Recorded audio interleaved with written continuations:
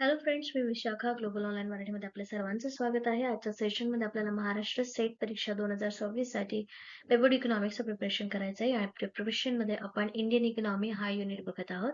Indian economy unit मधला topic rural development and urban development यावरचे issues, challenges, policy responses कसे आहेत हे आपल्याला आजच्या सेशनमध्ये बघायचं. So let start with the session.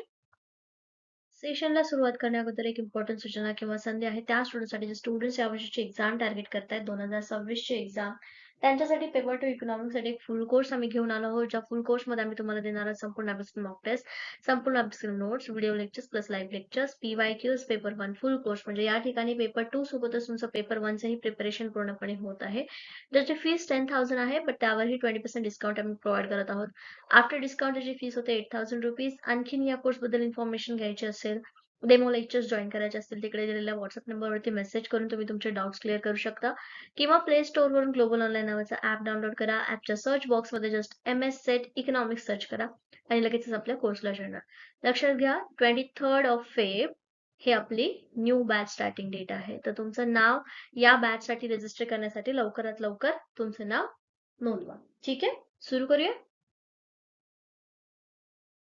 Okay, let's start with the session. So याच्यामध्ये बघा, आता पहिला जो पॉइंट आहे आपला तो म्हणजे रूरल डेव्हलपमेंट, म्हणजे ग्रामीण विकास. याच्यामध्ये काय इश्यूज आहेत किंवा याला आपण कशा पद्धतीने बघतो किंवा इंडियन इकॉनॉमी याचं काय महत्व आहे, चॅलेंजेस कुठले कुठले येतात जेव्हा ह्या ग्रामीण डेव्हलपमेंट करायची असते, त्यांच्यामध्ये हे चॅलेंजेस येतात आणि पॉलिसी याला कशा इम्प्लिमेंट केल्या तर त्यांना पॉलिसी रिस्पॉन्स म्हणजे काय की गव्हर्नमेंट या चॅलेंजेस वरती किंवा इश्यूज वरती कशा पद्धतीने काम करतं, त्याला आपण पॉलिसी रिस्पॉन्सेस म्हणतो. हे कोण देतं? तर गव्हर्नमेंट देतं.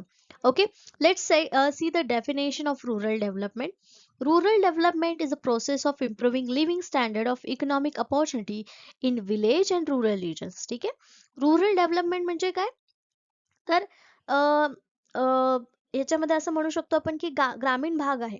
ठीक आहे, तर याच्यामध्ये ग्रामीण भाग आणि विलेज एरिया जो गावात सिटीच्या बाहेर असतो खूप, या गावांमध्ये लिव्हिंग स्टँडर्ड म्हणजे राहणीमानाचा दर्जा उंचावण्यासाठी ज्या काही अपॉर्च्युनिटीज, संधी ज्या आहेत त्या द्याव्या लागतात, ते आपण याच्यामध्ये इन्क्लूड करतो. कशामध्ये? रूरल डेव्हलपमेंटमध्ये इन्क्लूड करतो. ठीक आहे, म्हणजे त्यांचा राहणीमानाचा दर्जा वाढवणे. सो हे सगळं करत असताना नेमकं काय काय इश्यूज येतात आणि चॅलेंजेस येतात हे आपण बघतो. तर सगळ्यात पहिले ग्रामीण विकास म्हणजे काय, तर गावातील लोकांचं जीवनमान उंचवण्यासाठी काय काय करावं लागतं मग? आर्थिक, सामाजिक, शैक्षणिक, आरोग्य व पायाभूत सुविधा यामध्ये काय करावं लागतं? सुधारणा घडवून आणावं लागतात आणि त्याची एक स्पेसिफिक प्रक्रिया असते. ठीक आहे, याशिवाय यामध्ये शेती आहे, पशुपालन आहे, रोजगार निर्मिती आहे, शिक्षण आहे, आरोग्य सेवा आहे, रस्ते, वीज, पाणी पुरवठा, हे काय आहेत? आपले मूलभूत सुविधा आहेत, ज्या शहरी भागात तुम्हाला सहज बघायला मिळतील. पण रुरल डेव्हलपमेंटमध्ये किंवा ग्रामीण भागामध्ये हे बघायला मिळतात का? मोस्टली नाही बघायला मिळत. ठीक आहे, सो हा ग्रामीण विकास जो आहे तो साधण्यासाठी जी प्रोसेस असते त्या प्रोसेसमधून गेलात तर ह्या सगळ्या गोष्टी तिथे इम्प्लिमेंट करून काय होतं? ग्रामीण विकास हा साधला जातो. ठीक आहे, सो याच्यामध्ये काय काय इश्यूज आहेत? हम्म, सगळ्यात पहिला इश्यू आहे तो म्हणजे पॉवर्टी अँड लो इन्कम. ठीक आहे, जर तुम्ही बघाल तर ग्रामीण भागातील सगळे लोक हे शहराकडे येताना दिसतात. का दिसतात? कारण गावाकडे कुठल्याही प्रकारच्या अपॉर्च्युनिटीज नाहीये. Most rural household depend on agriculture. सगळ्यात जास्त म्हणजे तिथले सगळी लोकसंख्येचा जो नंबर आहे मोठा, तो सगळ्यात जास्त शेतीवरती अवलंबून आहे. विच हॅज अनसर्टन इन्कम, म्हणजे कुठल्याही प्रकारचा इन्कम त्याच्यामध्ये येत नाहीये. ओके, त्याच्यानंतर अनएम्प्लॉयमेंट अँड मायग्रेशन, म्हणजे आता ग्रामीण भागामध्ये रोजगाराच्या संधी नाही आहेत, म्हणून काय करावं लागतं? ग्रामीण भागातील जे युवा आहेत किंवा तिथे जे शिकलेले लोक आहेत ते जॉबसाठी म्हणा किंवा शिक्षणासाठी कुठे जातात? सिटीमध्ये जातात. सो ग्रामीण भागाला डेव्हलप करण्यासाठी तिथे जर लोकच राहिले नाहीत तर मग कशा पद्धतीने तिथे डेव्हलपमेंट होईल? नाहीच होऊ शकत, राईट? त्याच्यानंतर पुअर इन्फ्रास्ट्रक्चर. जसं म्हटलं, सगळेजण जॉबसाठी, एज्युकेशनसाठी जर सिटीकडे जातात तर त्यांचं जे पुअर इन्फ्रास्ट्रक्चर आहे, म्हणजे काय म्हणू शकतो आपण, मूलभूत सुविधा ज्या आहेत त्या कच्च्या आहेत, त्याला आपण पुअर इन्फ्रास्ट्रक्चर म्हणतो, म्हणजे रोड्स नाही आहेत व्यवस्थित. इलेक्ट्रिसिटी कधी येते म्हणजे लोड शेडिंग तुम्हाला माहिती असेल, ठीक आहे. कदाचित नसेलही माहिती, जे सिटीमध्ये पहिल्यापासून सिटीमध्ये राहतात त्यांना माहित नसेल लोड शेडिंग काय आहे. म्हणजे गावाकडे एका ठराविक कालावधीसाठी रोज नियमितपणे न चुकता लाईट जाते, त्याला आपण म्हणतो लोड शेडिंग. सो हा जो इन्फ्रास्ट्रक्चर मधला गॅप आहे, हा गॅप काय करतो, इकॉनॉमी मध्ये ह्या डेव्हलपमेंटला होल्ड करून ठेवतो, ठीक आहे. क्लीन वॉटर, स्वच्छ पाणी, त्याच्यानंतर इंटरनेट, तर आत्ता आत्ता गावाकडे त्याची रेंज येते. अदरवाईज जर आपण गावाकडे गेले सिटीतून तर फोन सुद्धा लागायचे नाही, बरोबर. सो हे इन्फ्रास्ट्रक्चर जे आहे ते हळूहळू सुधारतंय. बट हे जे पुअर इन्फ्रास्ट्रक्चर आहे हे मेजर चॅलेंज आहे आपल्या रुरल डेव्हलपमेंटमध्ये. Then health and education. गावाकडे 2 ते 3 गावांमध्ये एक गव्हर्नमेंट हॉस्पिटल अशा पद्धतीचं काय आहे, एक पद्धत आहे. म्हणजे अशा पद्धतीची हेल्थ सुविधा आहे सध्या. ठीक आहे. So rural areas have fewer hospitals, schools and train professionals. So याच्यामध्ये छोटे-छोटे गाव असल्यामुळे हॉस्पिटल्स पण 5 गावांमध्ये एक, स्कूल पण 5 गावांमध्ये एक, असं अ, काय म्हणू शकतो आपण, डिव्हिजन केलेलं आहे. पण हे सफिशियंट नाहीये, ठीक आहे. सुविधा तेवढ्या नसल्यामुळेच लोक काय करतात, शहराकडे जातात. आणि मग तिथल्या लोकांचं काय, मग तिथले स्टुडंट्स कशा पद्धतीने काम करतील, हा प्रश्न तिथे येतोच, ठीक आहे. पुढे जेंडर इनइक्वॅलिटी म्हणजे जे लिंग विषमता जी आहे, woman in rural areas often face limited access to the education and jobs. Obviously कितीही शिकलेली स्त्री असेल, ती जर शहरातून जर गावाकडे गेली, ग्रामीण भागात गेली, तर तिला काय असतं, तेवढं फ्रीडम भेटत नाही की ती जॉब करू शकेल. किंवा शिक्षिका जरी असेल तर तो तिथे काय करू शकत नाही, इम्प्लिमेंट करू शकत नाही, बिकॉज तिथे इनइक्वॅलिटी आहे, इक्वॅलिटी नाहीये. म्हणजे पुरुषाच्या बरोबरीने स्त्री तिथे काम करू शकत नाही. आणि हा एक मेजर चॅलेंज आहे की तिथे कॅपॅसिटी असून हे ते यूज होऊ शकत नाही, ठीक आहे. हे काही रिझन्स आहेत जे रुरल डेव्हलपमेंटला मागे खेचतात. Okay, let's see the next point. Okay, this is in Marathi. ग्रामीण विकासाचे आपण जे काही पॉइंट्स बघितले, हे सगळे पॉइंट्स आता मराठीमध्ये सुद्धा मी मेन्शन केलेले आहे. तर इथे मराठीमध्ये व्याख्या मी तुम्हाला एक्सप्लेन केली स्टार्टिंगलाच. मी PDF शेअर करेल सेशन नंतर, तर तुम्ही त्याच्यात एकदा भरून घ्या. गरिबी व बेरोजगारी, स्थानिक रोजगाराचा अभाव, अपुरे पायाभूत सुविधा, आरोग्य आणि शिक्षणाच्या अपुऱ्या सुविधा, महिला आणि बालकल्याणाला काय असतं, तिथे संधी कमी मिळतात. सो ह्या सगळ्या चॅलेंजेसमुळे, इश्यूजमुळे ग्रामीण विकास हा साधला जात नाही किंवा हा डेव्हलपमेंटला मागे खेचतो. Then policy responses. आता याच्यावरती काय काय पॉलिसीज आहेत. Okay,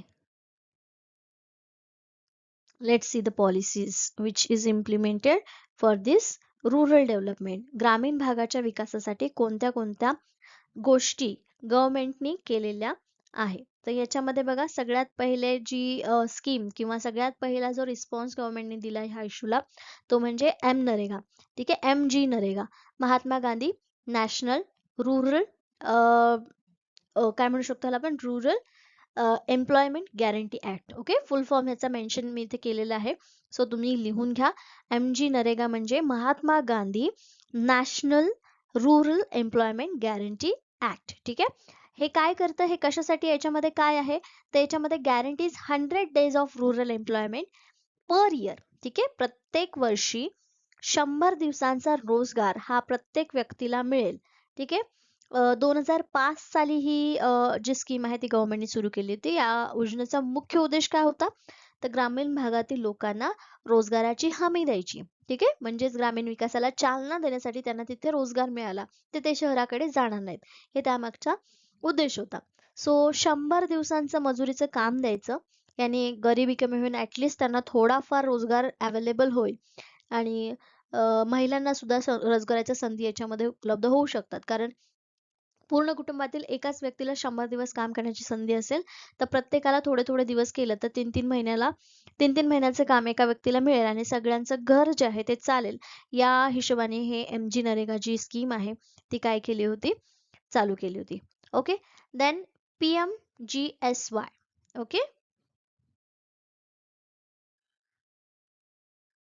okay. सो याच्यामध्ये PMGSY काय आहे, तर PMGSY प्रधानमंत्री ग्राम सडक योजना. जसं प्रधानमंत्री ग्राम सडक, फुल फॉर्म याचा बघा, प्रधानमंत्री Gram Sadak Yojana. Okay, builds road to connect village to market and cities. वेगवेगळ्या सिटीजला किंवा मार्केट्स जे आहेत मोठे मोठे त्यांना ह्यांना कनेक्ट केलं. का कनेक्ट केलं? म्हणजे जे लोक अजून एक पॉइंट नोट करा, तो म्हणजे 25 डिसेंबर 2000 रोजी ही जी योजना आहे ती भारत सरकारने सुरू केली होती.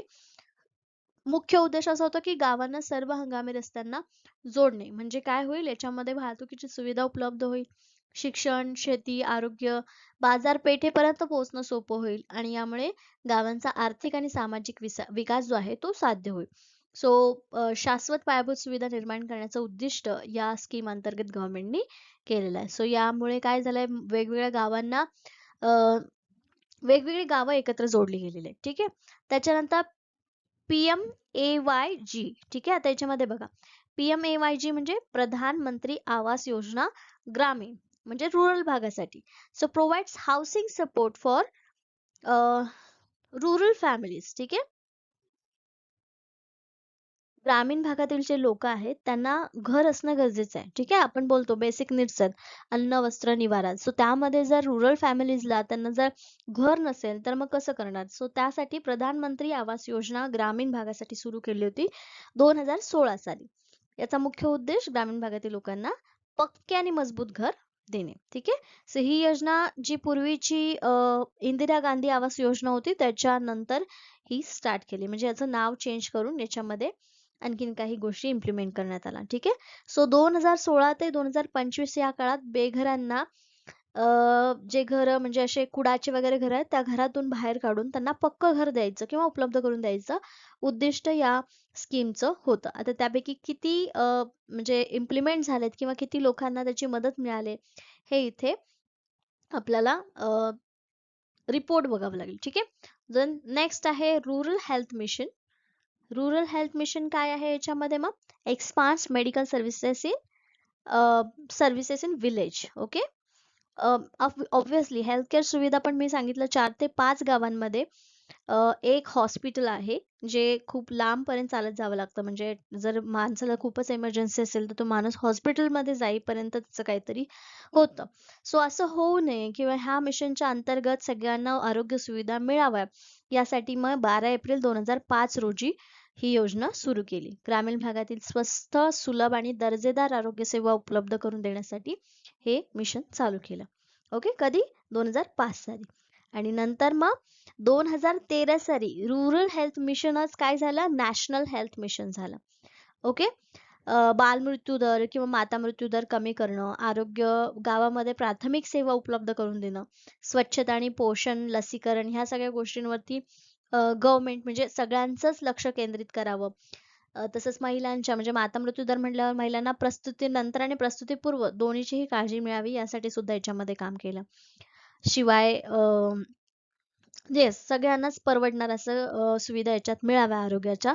गावागावात आरोग्य सेवा पोहोचावी यासाठी हे काम, ही योजना, हे स्कीम जे आहे, हा प्रोग्राम ज्याला आपण म्हणतो ते इथे मेन्शन केलं म्हणजे सुरू केलं. ठीक आहे. नेक्स्ट जो आहे डिजिटल इंडिया स्कीम किंवा डिजिटल इंडिया रिस्पॉन्स.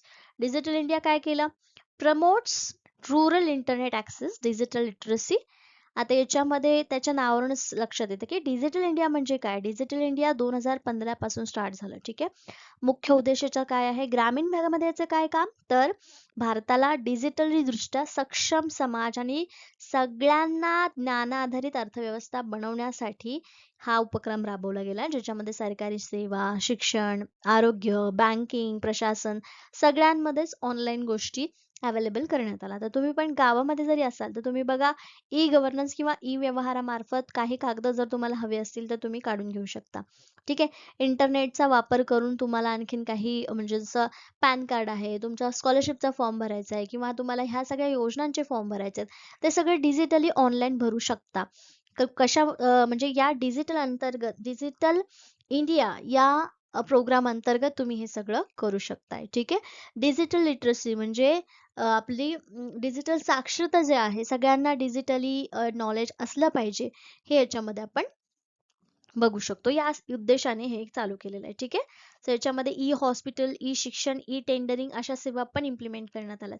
आपण जे पेमेंट गेटवे वापरतो भीम, UPI, रुपे, पेटीएम, गुगल पे, हे सगळं कशाच्या अंतर्गत आहे? डिजिटल इंडियाच्या अंतर्गत. आणि आपण बघतोय लाईफ किती इझी झालेली आहे डिजिटल इंडियामुळे, राईट? आपण इथे बसून बघू शकतो की आपली गाडी कुठे आहे, आपण कधी पोहोचणार आहोत, राईट? सो हे डिजिटल इंडियाचा कमाल आहे. Then skill India mission. Skill India mission म्हणजे train rural youth in various skills of job. आपण बघितलं स्टार्टिंग पासूनच असं आपण ऐकत आलेलं आणि स्वतः आपण डोळ्यांनी बघितलं पण असेल की ग्रामीण भागामध्ये रोजगाराच्या संधी नाही आहेत किंवा कंपनी वगैरे नाही आहेत. सो लोक शहराकडे जातात शिकायला असू देत किंवा कामाच्या निमित्ताने असू देत, कुठल्याही निमित्ताने ते शहराकडे जातात. मग त्याऐवजी अशा पद्धतीची स्किल इंडिया मिशन जर योजना तिथे राबवली गेली तर त्याच्यामधून काय होऊ शकतं? व्हेरियस स्किल्स जे आहेत, जॉब्स जे आहेत ते इथे हे केले जातात, तयार केलं जातं युथला. ह्या सगळ्या ट्रेनिंग दिल्या जातात, स्किल्स त्यांच्यामध्ये इम्प्लिमेंट झाले की ते स्वतःचं काम ज्या ठिकाणी आहे त्या ठिकाणी, म्हणजे शहरी भागात असतील तर शहरी भागातून, ग्रामीण भागात असतील तर ग्रामीण भागातून, ग्रामीण भागातील स्पेसिफिकली युथला ट्रेन करण्यासाठी ही मिशन जे आहे ते स्टार्ट केलेलं, ज्यातून बऱ्याच जणांना जॉब्स हे मिळालेले आहेत त्यांना. काय केल्यामुळे? स्किल बनवल्यामुळे. Okay. So these are the policy responses. कशासाठी? रुरल डेव्हलपमेंटसाठी. त्यांचे इश्यूज बघितले आणि त्यांच्याशी रिलेटेड पॉलिसी रिस्पॉन्सेस बघितले. Let's move to the next. आता याच्यामध्ये बघा मी मराठीमध्ये पण मेन्शन केलेलं आहे. महात्मा गांधी रोजगार हमी योजना, MG नरेगा, प्रधानमंत्री ग्राम सडक योजना, PMGSY, प्रधानमंत्री आवास योजना ग्रामीण, राष्ट्रीय ग्रामीण आरोग्य mission, digital India, skill India. ठीक आहे. आता मी सगळं मराठीमध्ये एक्सप्लेन केलेलं आहे, मराठीमध्ये नोट डाऊन पण केलेलं आहे. PDF तुमच्याकडे येईल त्यावेळेस तुम्ही एकदा रीड करा. याच्यामध्ये काही डाऊट असेल तर तुम्ही इकडे विचारू शकता. ठीक आहे. कमेंट सेक्शन मध्ये जर तुम्ही ग्रुपला जॉईन नसाल तर कमेंट सेक्शन मध्ये डाऊट विचारू शकता, आणि जर ग्रुपला जॉईन असाल तर मला डायरेक्ट ग्रुपमध्ये मेसेज करा की तुम्हाला काय डाऊट आहे किंवा काय समजलं नाही. ओके.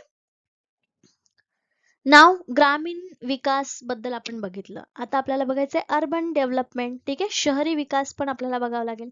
शहरी विकासामध्ये issues and challenges and policy responses. म्हणजे आता जसं आपण म्हणतो की शहराकडे सगळे जातात, शहरात तर सगळे अवेलेबल आहेत, मग तिकडे काही प्रॉब्लेम्स नसतील असं आपण अज्युम करतो, but that is not true. ठीक आहे.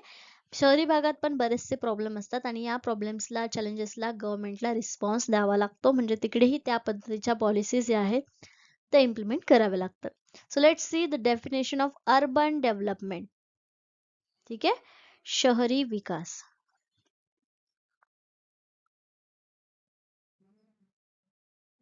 Okay. So urban development involves planned growth of cities and towns to support housing, transport, job and quality of life. So याच्यामध्ये शहरी विकास म्हणजे काय की शहरामध्ये राहणाऱ्या लोकांचे जीवनमान उंचावण्यासाठी आर्थिक, सामाजिक, पर्यावरणीय आणि पायाभूत सुविधांसाठी जी केली जाणारी प्रक्रिया आहे त्याला आपण म्हणतो अर्बन डेव्हलपमेंट. ओके. यात रस्ते असतील, घरे असतील, पाणी पुरवठा असेल, वाहतूक, आरोग्य, स्वच्छता, रोजगार, शिक्षण या सगळ्याच गोष्टी येतात. ठीक आहे. स्मार्ट, स्वच्छ आणि शाश्वत शहरांची निर्मिती करण्याचा उद्दिष्ट आपण या अर्बन डेव्हलपमेंटच्या नावावर ठेवू शकतो. ठीक आहे. शहरातलं जीवनमान उंचावणं. ओके. तर आता या सगळ्या गोष्टी तर आपल्याला माहिती आहेत की हे सगळं डेव्हलपमेंट मध्ये येतं आणि हे डेव्हलप होणं आवश्यकच आहे. मग आता की इश्यूज आणि चॅलेंजेस काय आहेत जे अर्बन डेव्हलपमेंट मध्ये? तर बघा पहिलं आहे ओव्हर क्राऊडिंग. बघितलं आपण स्टार्टिंगला जे रुरल डेव्हलपमेंटशी रिलेटेड ज्या काही गोष्टी आहेत त्यानुसार सगळे लोक जर शहराकडे येत असतील तर शहरामध्ये ऑब्व्हियसली तिथे क्राऊड जो आहे तो जास्त होणार, म्हणजे जास्त गर्दी तिथे होणार. Fast urban growth cause pressure on housing and resources. Of course जर तिथे 100 लोकांची राहायची व्यवस्था असेल शहरामध्ये आणि जॉबसाठी, शिक्षणासाठी जर लोक ग्रामीण भागातून शहरी भागात येत असतील, 100 पेक्षा जास्त जर तिथे लोक राहिले तर त्याचं प्रेशर तिथल्या टाउन म्हणजे काय म्हणतात आपण तिथं जे राहण्याची व्यवस्था आहे त्याच्यावरती, प्लस रिसोर्सेस वरती, म्हणजे जे संसाधन आहे त्याच्यावर तर येणारच आहे. आणि हे खूप मोठ्या डेव्हलपमेंट मधला इश्यू आहे.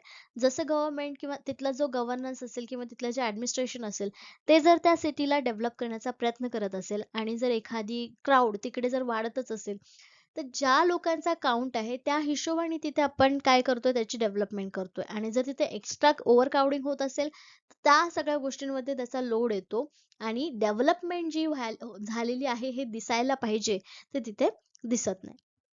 Then slums and homelessness. Over crowding झालं, चांगल्या बिल्डिंग्स किंवा चांगली घरं राहायला तिथे नाहीयेत आणि परवडणारे नाहीयेत. मग लोकं काय करतात, मग असेच बांबू किंवा हे टाकून किंवा छोटंसं असं झोपडं बांधून स्लम एरिया टाइप छोट्याशा ठिकाणी ज्या लोकांना घर नाहीये, ते आपलं राहण्यासाठीचं काय करतात, एक एरिया तयार करतात. तिथे मग बरीचशी वस्ती अशी राहते आणि मग त्याला मग स्लम एरिया टाइप तिथे होऊन जातो. ज्याला म्हणजे ह्याच्या मागे रिझन आहे होमलेसनेस, म्हणजे त्यांना घर नाहीये, तर ते घर तर हवंच राहण्यासाठी. सो त्यासाठी अफोर्डेबल म्हणजे सिटीमध्ये आपल्याला परवडणारं घर मिळावं यासाठी लोकं मग हाय-फाय एरियापासून लांब असं आपलं घर तिथे वसवतात. ठीक आहे. सो ते पण एक बर्डन आहे एक प्रकारचं सिटीवरती किंवा त्या टाउनवरती. Then pollution and traffic. जेवढे लोकं तिथे आहेत त्या लोकांच्या गाड्या, आपलं असेल किंवा पब्लिक ट्रान्सपोर्ट असेल, सगळ्या पूर्ण शहरामधल्या लोकांच्या जर सुविधा निर्माण करायच्या असतील, तर त्यामध्ये बस आल्या, ट्रेन्स आल्या, अजून काय असेल टू व्हीलर आल्या, फोर व्हीलर आल्या.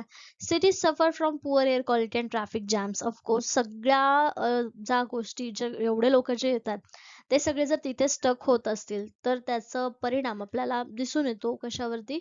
अर्बन डेव्हलपमेंटवरती. मग आपण काय म्हणाल, जर बाहेरचं कोणी फॉरेनमधला एखादा व्यक्ती जर इथे आला आणि जर ट्रॅफिकमध्ये अडकला, तर एवढ्या गाड्यांचा जर धूर त्या ठिकाणी असेल, तर ऑब्व्हियसली त्या पोल्युशनचा त्रास त्या व्यक्तीला होणार. प्लस ट्रॅफिक असल्यामुळे तो म्हणेल, की इथे काही सोय नाहीये का? राइट? म्हणजेच काय आहे, आपले डेव्हलपमेंट कुठे दिसणारच नाही या ट्रॅफिकमुळे. हा एक मोठा इश्यू आहे अर्बन डेव्हलपमेंटमध्ये. Then water and waste problem. पाण्याच्या सुविधा. आता शहरी भागात तुम्ही बघत असाल, मुंबई एकदम पावसामध्ये कशी होते, तुंबते. म्हणजे पाणी त्याला बाहेर जायला काही ऑप्शनच नाहीये. So inadequate supply of clean water and poor waste management. So याच्यामध्ये पाणी जायला वे नसल्यामुळे, जर पाणी पावसाचं असेल किंवा कसलंही पाणी जे असेल, ते कुठेही पिण्याच्या पाण्यामध्ये मिक्स होतं आणि तेच पाणी सगळीकडे जातं.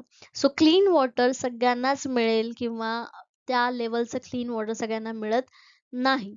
हा पण आपला एक अर्बन डेव्हलपमेंट मधला इश्यू आहे, चॅलेंज आहे. Then unplanned expansion.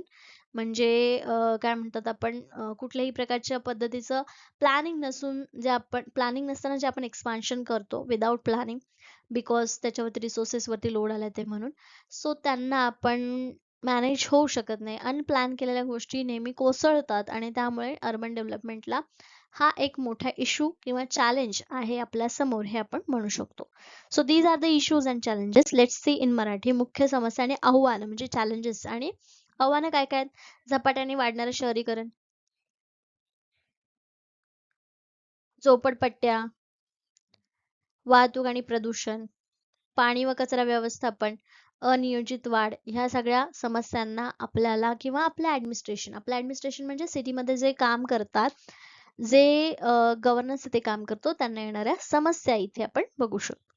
ठीक आहे? मग याच्यावरती कोणते पॉलिसी रिस्पॉन्सेस आहेत, म्हणजे कुठल्या पॉलिसीज जर गव्हर्नमेंटनी केल्यात ह्या सगळ्या इश्यूजला सॉल्व्ह करण्यासाठी, ज्यामध्ये फर्स्ट आहे स्मार्ट सिटीज मिशन.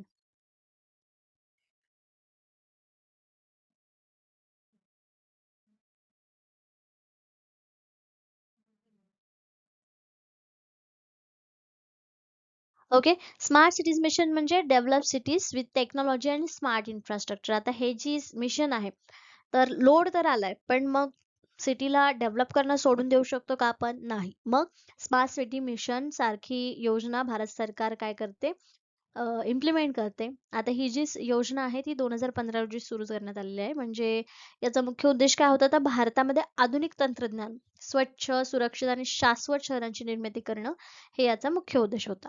ठीक आहे. यासाठी 100 शहरांची निवड केली होती आणि या 100 शहरांची डेव्हलपमेंट करून आपले स्मार्ट सिटी बनवण्याचा प्रकल्प या म्हणजे सरकारद्वारे चालवला जात होता. ठीक आहे. सो याच्यामध्ये स्मार्ट रस्ते आलं, सायकलिंग ट्रॅक आले, वॉकवे आले, वीज पुरवठ्याची स्मार्ट मीटरिंग आली. त्याच्यानंतर कचरा व्यवस्थापन, ठिकठिकाणी वायफाय लावणं, सीसीटीव्हीची सुरक्षा देणं, ह्या सगळ्या गोष्टी ज्या आहेत त्या स्मार्ट सिटी अंतर्गत करण्यात आल्या. त्यानंतर अमृत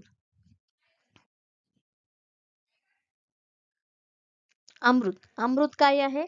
अमृत improves basic services like water supply, drainage in cities. सिटीमध्ये या अमृत सारख्या योजना ज्या आहेत, आता ह्याचा फुल फॉर्म जो आहे अमृतचा, नोट डाऊन करा, सांगते तुम्हाला. Atal mission for rejuvenation and urban transformation. Getting? Atal mission for rejuvenation and urban transformation याबद्दल आपण काय सांगू शकतो की अ, आपले जे शहरी विभाग आहे किंवा शहर आहे याला चांगल्या पद्धतीने डेव्हलप करायचं किंवा तिथे ज्या गोष्टी आहेत जसं की सांडपाणी आहे, मलनिस्सारण आहे, हिरवळ आहे, हे सगळं मॅनेज करायचं. वाहतूक आणि स्वच्छता या सगळ्या गोष्टी मॅनेज करायच्या. हे अमृतच्या अंतर्गत किंवा अमृत योजनेअंतर्गत काळजी घेतली गेली. ठीक आहे. स्मार्ट सिटीज झाल्यानंतर ह्या गोष्टींकडे पण लक्ष देणं तेवढंच गरजेचं आहे. सो या योजनांद्वारे ते होत होतं. त्यानंतर PMAYU म्हणजे आता प्रधानमंत्री आवास योजना अर्बन. शहरी भागातील लोकांनाच ग्रामीण भागातीलच लोकांना जर फक्त घरं दिली ते चालणार आहे का? नाही. आपल्याला अर्बन भागातील लोकांनाही द्यावं लागणार आहे. So supports affordable housing for low income facilities. म्हाडाबद्दल तुम्ही ऐकलं असेल. ठीक आहे. सो तशा पद्धतीने आता म्हाडामध्ये तर लॉटरी पद्धतीने केलं जातं. ह्या अंतर्गत पण असंच केलं जातं. प्रधानमंत्री योजना आवास योजना ज्याच्यामध्ये घर मिळावं. जे काही लोक स्वतः घर डेपोट करू शकत नाही, ज्यांचं इन्कम लो आहे, त्यांना त्यांच्या फॅमिलीजला घर मिळावं यासाठी ही योजना आणली. स्वच्छ भारत अर्बन. ठीक आहे. स्वच्छ भारत अर्बन म्हणजे focuses on cleanliness, toilets and waste management. So याच्यामध्ये स्वच्छ भारत अंतर्गत जे नद्या नाले जे होते ते साफ केले. सगळ्या ठिकठिकाणी टॉयलेट्स निर्माण केले. काय म्हणतो आपण मोबाईल टॉयलेट्स जे आहेत ती कन्सेप्ट आपल्याला याच्यामध्ये स्वच्छ भारत मिशन मध्ये बघायला मिळाली. थोडक्यात काय तर सिटीला क्लीन ठेवण्यासाठी लोड येतोय ना, मग शहर घाण होऊ शकतं. सो ते मॅनेज करण्यासाठी स्वच्छ भारत मिशन अर्बन साठी सुद्धा इथे करण्यात आलं. Then metro rails and BRTS म्हणजे promotes public transport, reduce traffic and pollution. Obviously जर इथे सिटीवरती ओव्हर क्राउडिंग होते तर त्यांना मॅनेज करण्यासाठी किंवा पोल्युशन आणि ट्रॅफिकच्या इश्यूज वरती म्हणून उपाय म्हणून किंवा पॉलिसी रिस्पॉन्स मधून मेट्रो रेल्स आणि BRTS म्हणजे बस ट्रान्सपोर्ट जे आहेत त्या आणि मेट्रो याच्याद्वारे तो ट्रॅफिक मॅनेज करण्याचा प्रयत्न केलेला आहे. तसं बघायला गेलं तर ही जी योजना आहे किंवा हे जे मिशन आहे, हे जे प्रोजेक्ट्स आहेत, तो इथे इम्प्लिमेंट केल्यानंतर फारसा त्याचा उपयोग झालेला आपल्याला दिसत नाही. ठीक आहे. ट्रॅफिक आपल्याला तेवढीच दिसते. पण येस, बऱ्याच प्रमाणामध्ये याचा म्हणजे या पॉलिसीजचं इम्प्लिमेंट केल्यामुळे बऱ्याच जणांची ट्रॅफिक पासून वाचण्यासाठी लोक मेट्रोने जातात. आणि हेच रिझन होतं की मेट्रो चालू करायची म्हणजे ट्रॅफिक होऊ नये. ठीक आहे. सो हे प्रमाण लवकरच कमी होईल होपफुली या पॉलिसी रिस्पॉन्सेस नुसार. ठीक आहे. ओके. ही धोरणं हे रिस्पॉन्सेस मराठीमध्ये सिटीजसाठी. ठीक आहे. स्मार्ट सिटीज मिशन, अमृत योजना, प्रधानमंत्री आवास योजना शहरी भागांसाठी, स्वच्छ भारत अभियान शहरी भागासाठी आणि मेट्रो आणि BRTS सार्वजनिक वाहतूक व्यवस्था सुधारण्यासाठी हा उपाय आहे, रिस्पॉन्स आहे, पॉलिसी रिस्पॉन्स आहे. Getting? Okay then everyone, that's it for today. Hopefully तुम्हाला जे पॉइंट्स मी डिस्कस केलेले आहेत ते समजले असतील. याच्यामध्ये तुम्हाला काही डाऊट्स असतील तर तुम्ही मला नक्की ग्रुपमध्ये मेन्शन करा. कमेंट सेक्शनमध्ये जर तुम्ही ग्रुपला जॉईन नसाल तर कमेंट सेक्शनमध्ये मेन्शन करा. मी तिकडे तुम्हाला रिस्पॉन्स देईल. ओके. आणि नक्कीच आय कॅन एक्सपेक्ट दॅट की तुम्हाला हा टॉपिक पूर्ण इझिली समजलेला आहे आणि याच्यामध्ये हा टॉपिक जो आहे इंडियन इकॉनॉमी मधले प्रत्येक टॉपिक हे कसे आहेत तर तुम्हाला तुमचं स्वतःचं सुद्धा इंटरव्ह्यू म्हणजे त्याच्यामध्ये हे करावं लागतं, प्लॅनिंग करावं लागतं, अभ्यास करावा लागतो. सो ह्याच्यामध्ये एक असाइनमेंट अशी आहे की या योजना मी थोड्या घेतल्यात. याच्या व्यतिरिक्त आणखीन काही योजना आहेत जे तुम्हाला अभ्यास करावा लागणार आहे. ठीक आहे. तर थोड्याशा याच्याशी रिलेटेड म्हणजे ग्रामीण डेव्हलपमेंट आणि शहरी डेव्हलपमेंट याच्याशी रिलेटेड आणखीन कुठल्या योजना तुम्हाला मिळत आहे त्या बघा, नोट डाऊन करा आपल्या नोटबुकमध्ये आणि प्रिपेअर करा. ओके. डेफिनेटली तुमचे मार्क्स 2 मार्क्स या टॉपिकवरचे फिक्स होतील. एवढंच करायचं. Okay. Okay then everyone, thank you for today's session. Have a good night and all the best.